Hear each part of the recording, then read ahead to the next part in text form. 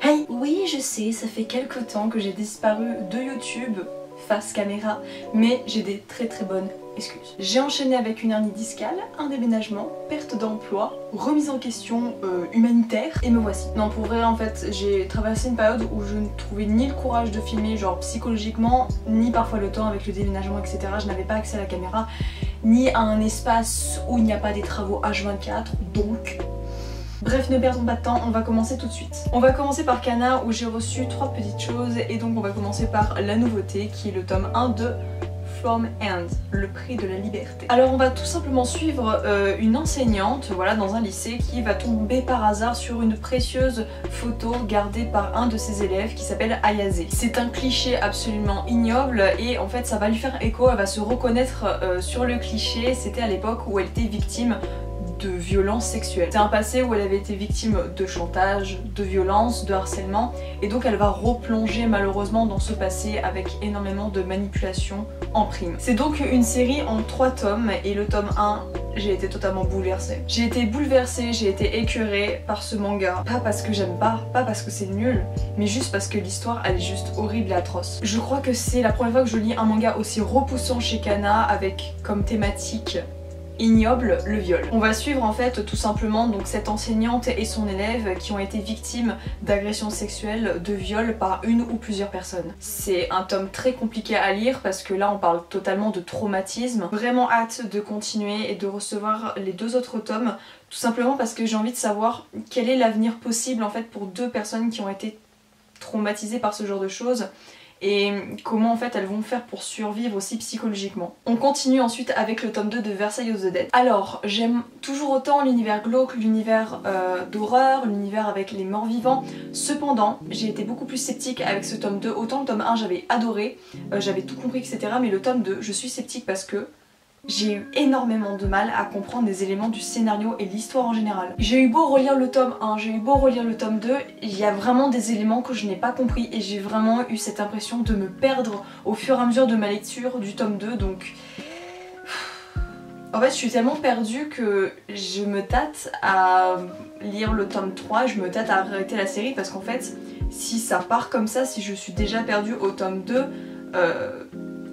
je vois pas l'intérêt de continuer ma lecture donc à voir. Ensuite nous avons le tome 2 de Jardin secret où là je suis totalement séduite encore et toujours par l'univers fleuri et tendre de ce manga. Nous sommes face à un couple attendrissant avec des protagonistes qui apprennent à se connaître par le biais de la passion, donc les fleurs. On peut dire que le langage des fleurs devient celui du cœur. En fait on a un personnage masculin qui est très doux, qui est très romantique, qui est tendre, qui est délicat et ça contraste tellement avec vous savez les autres personnages masculins qu'on peut retrouver dans les shoujo qui se veulent assez virils, assez hommes mûrs. Vous savez ces hommes hyper protecteurs, ici on est vraiment face à juste un jeune homme qui a un petit jardin secret et qui est juste mais adorable. Je vais continuer ensuite avec Pika, donc j'ai reçu 4 tomes mais je vais commencer donc par La courtisane d'Edo, le tome 7. Je pense qu'avec ce tome 7 je suis un peu trop impatiente, j'aimerais qu'il y ait un rapprochement plus rapide, vous savez, un peu plus poussé entre les 2 personnages, qu'il y ait un petit peu plus de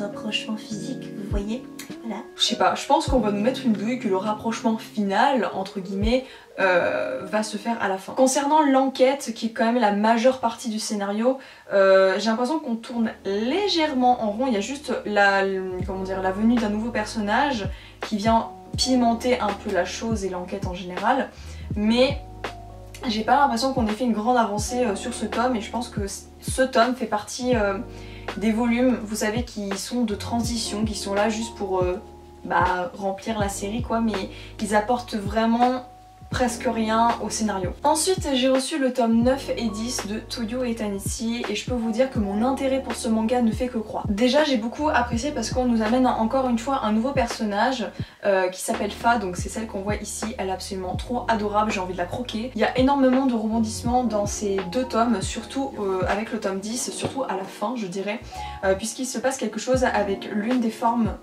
du corps de Im, donc l'un des corps de Im si je puis dire. Si vous avez lu le manga je pense que vous savez de quoi je parle.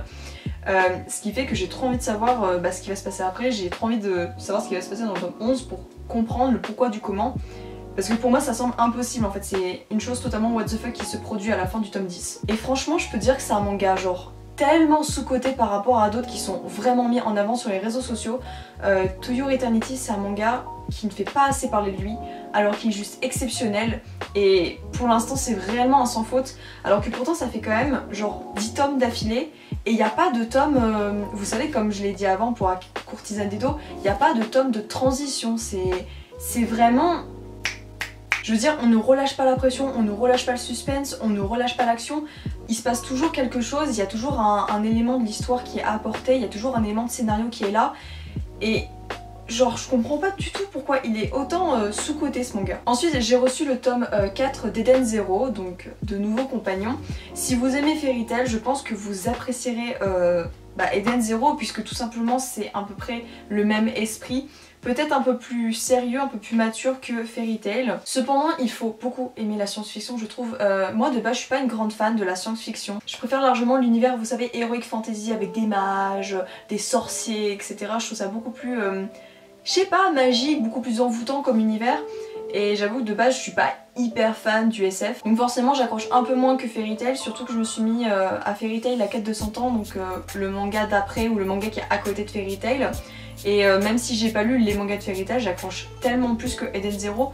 Pourtant ça reste un beau manga et ça reste un bon shonen. Ensuite j'ai reçu 3 tomes de la part de Novi Novi. Donc on va commencer par le tome 1 de Quand Takagi me taquine. J'ai du mal avec ça. On va suivre Nishikata qui est un collégien assez timide, assez réservé. Et malheureusement il a une amie qui s'appelle donc Takagi, j'ai trop du mal à le prononcer, qui n'arrête pas en fait de l'embêter, voilà, qui le met dans des situations ma foi compliquées, un petit peu honteuses parfois. En gros elle n'arrête pas de le taquiner. C'est un véritable passe-temps et quand Nishikata essaye de se venger, il se fait toujours avoir, en fait il se fait toujours berner. Donc on va tout simplement suivre les taquineries entre deux jeunes collégiens. Ma foi, il y a une petite romance qui s'installe, je pense, hein, je suis pas non plus sûre à 100%, mais c'est vraiment mignon, c'est vraiment adorable, donc voilà, c'est frais, c'est une très jolie découverte, je dis pas. Cependant, je ne vais pas continuer tout simplement parce que là, il s'agit réellement d'un shoujo kids, donc d'un shoujo qui est destiné pour un public beaucoup plus jeune, je dirais entre 7 et 12 ans, c'est pour ça que je ne vais pas le continuer. Contrairement à Tant qu'il est encore temps, qui est un shoujo qui se veut kids, mais qui pour moi peut convenir à un public beaucoup plus âgé. Donc moi j'ai 22 ans, vous voyez un petit peu près la tranche d'âge auquel ça peut convenir. Pour quelqu'un qui est beaucoup plus jeune, je dis pas, ça peut être extrêmement frais, c'est frais de toute façon comme lecture, mais pour moi ça ne peut pas me convenir, mais ça reste un bon manga. Nous avons ensuite le tome 5 de Tant qu'il est encore temps, donc le fameux manga que j'adore.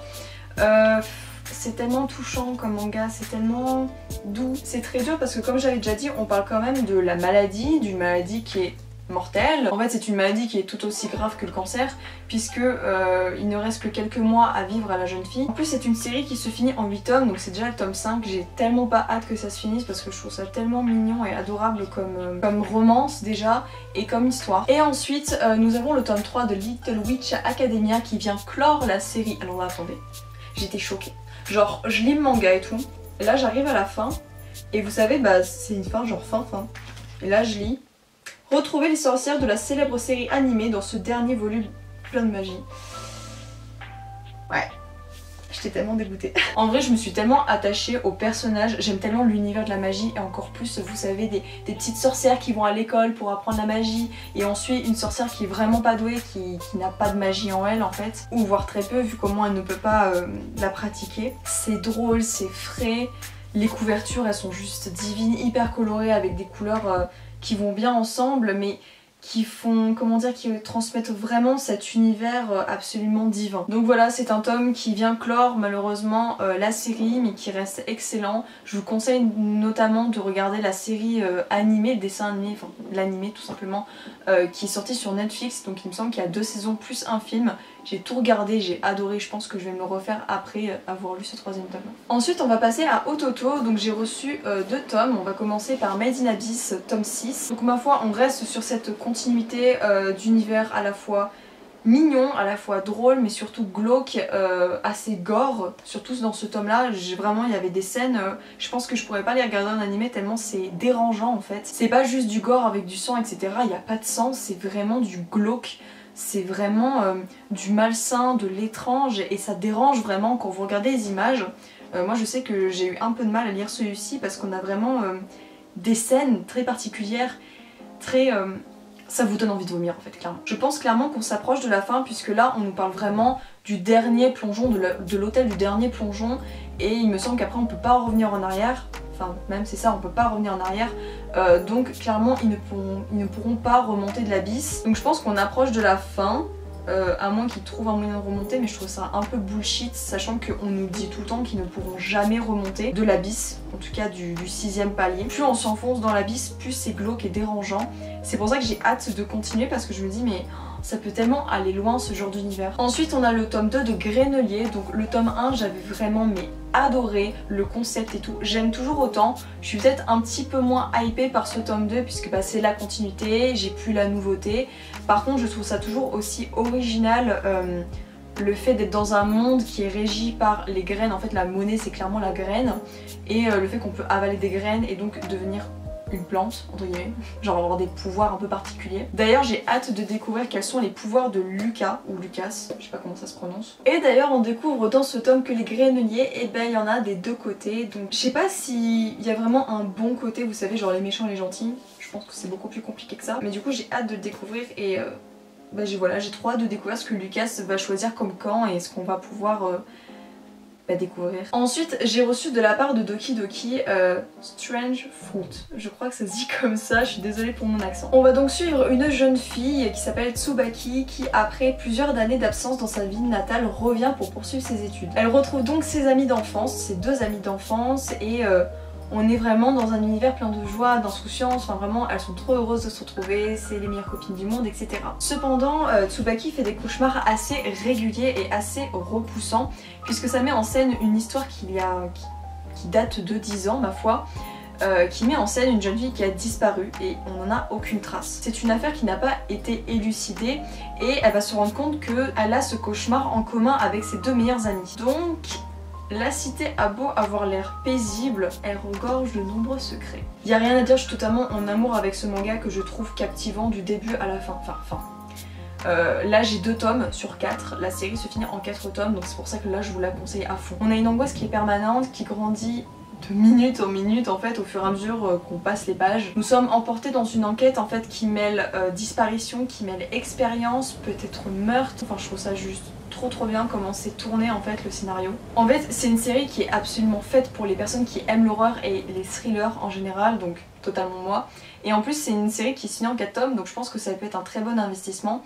À voir après si la fin n'est pas décevante comme Drop Frame. Vous savez que j'avais adoré cette série et la fin j'étais un peu restée genre en mode ok non. On va ensuite passer à Taifu Comics. Voilà, dernière réception manga que j'ai reçue hier et j'ai tout dévoré d'un coup en une soirée. On va commencer par le tome 1, donc la nouveauté qui s'appelle MADK. On va suivre Makoto qui est un jeune lycéen il me semble, qui est considéré comme un déviant par ses proches, tout simplement parce qu'il a des penchants un petit peu morbides. Et en fait il a dérivé vers la sorcellerie, il s'y est mis pendant 1 an et il a essayé d'invoquer des démons pendant 1 an. Jusqu'à y arriver. Donc le démon apparaît et il lui pose la fameuse question en mode Aladdin, en mode génie de la lampe. Que veux-tu? Voilà, tu as droit à un vœu. Et donc, il va faire un vœu absolument ignoble, c'est-à-dire manger sa chair et ses entrailles. Une fois fini, eh bien, il faut un échange équivalent, n'est-ce pas? Donc Makoto doit donner son âme. Et lui qui pensait avoir un repos éternel, bah c'est loin d'être le cas. Je suis juste sous le choc après avoir lu ce manga parce que c'est tellement glauque et gore, putain. Alors clairement c'est pas pour les âmes sensibles, c'est même pas une question de oh il y a des rapports sexuels un peu hard et tout. Non. C'est pas des rapports sexuels ça. C'est des choses mais tellement hard et tellement morbides, vous n'avez pas idée. Non franchement, les âmes sensibles, ne regardez même pas ce manga, ne le feuilletez même pas. C'est la première fois que je lis un yaoi qui a pour thème l'horreur, mais j'ai jamais lu un truc aussi tordu toute ma vie. Enfin, Made in Abyss à côté, c'est glauque, vous voyez, c'est morbide, mais pas à ce point-là. Là, c'est morbide, mais c'est pas l'univers qui est comme ça, c'est vraiment genre les personnages. C'est un yaoi que je conseille absolument pour tous les fans d'horreur et de yaoi. En plus, il faut bien noter que comparé à d'autres yaoi qui se veulent originaux, celui-ci est tellement compréhensible à côté. En fait, il y a des mangas, ils se veulent tellement genre hors du commun, qui font un univers hyper particulier, hyper original certes, mais ils n'expliquent tellement pas les bases et ils vont tellement trop vite que c'est incompréhensible à la lecture, on est perdu et au final, bah on n'aime pas lire le manga. Et là franchement c'est un sans faute et putain mais j'ai trop hâte de savoir la suite, c'est vraiment un véritable coup de cœur. Une véritable pépite en fait parmi les yaoi. Ensuite nous avons le tome 5 de Given. Alors Given c'est une série que j'ai beaucoup appréciée, j'étais un petit peu moins emballée par le tome 3 et 4 tout simplement parce qu'on suit l'autre couple en fait du groupe.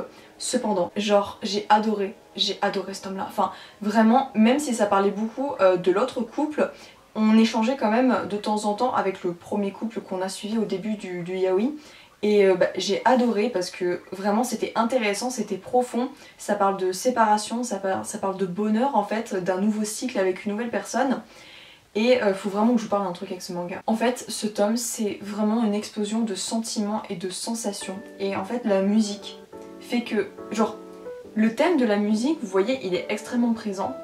Et quand en fait ils font leur concert, c'est tellement bien dessiné, les émotions sont tellement bien retranscrites que j'ai eu des frissons alors que je pouvais même pas entendre la musique. C'est un truc de ouf parce qu'ils font tellement passer toutes ces sensations, toutes ces émotions qu'on est à fond dedans. En fait on a l'impression de l'entendre la musique et c'est la première fois que j'ai un frisson devant un manga, enfin genre waouh. Et pour terminer nous avons le tome 2 de Zodiac Love. Alors j'ai adoré le tome 1 parce que c'était hyper original, ça me faisait penser un peu à Fruit Basket, il me semble que c'est ça. Puisque ça met en scène les animaux du zodiaque. Pendant le tome 2 je pense qu'il m'a fait grave redescendre parce qu'il y a tellement de prétextes pour qu'ils aient des rapports etc. Et franchement c'est pas intéressant, enfin en gros dans le tome 1 pourquoi j'ai aimé parce qu'il y avait du scénario et autant l'histoire d'amour et tout était un petit peu mise de côté mais ça nous faisait languir et il y avait du scénario alors que là franchement je lisais puis c'était comme ok, ils le refont, waouh, ils le refont, waouh, ils le refont. Il y a que de ça dans ce tome là, donc si ça vous plaît, oui, mais franchement, je suis déçue quoi, parce que c'est un manga en fait où on s'attend tellement à plus que juste de la fesse quoi. Enfin clairement, moi j'ai reçu le tome 1, j'étais trop contente parce que je me suis dit, oh, il y a grave un bon scénario, il y a grave une bonne base. Et là le tome 2 c'est juste pour satisfaire nos pulsions entre guillemets de lectrice. Voilà, je feuillete les pages, il n'y a que ça. Donc j'espère que le tome 3 il sera un peu mieux. Si dans le tome 3 ça continue comme ça, là par contre j'arrêterai la série. Voilà, c'est tout pour cette fois-ci. J'ai essayé de me mettre à jour au fur et à mesure.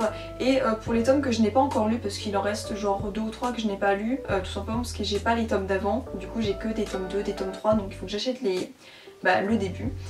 Ça je ferai mes revues sur Instagram, vous savez les stories à la une, tous les mangas où j'en parle pas en vidéo ou en post Instagram, je les mets en story à la une, donc n'hésitez pas à me suivre sur Instagram. Surtout que je parle d'énormément de choses, pas que de manga, je parle de dessin, de sorcellerie, de plein de choses. Donc n'hésitez pas à me suivre sur cette plateforme parce que je suis tellement active tout le temps. Puis je poste 2 fois par semaine et je poste tous les jours des stories pour faire un peu du lifestyle mais...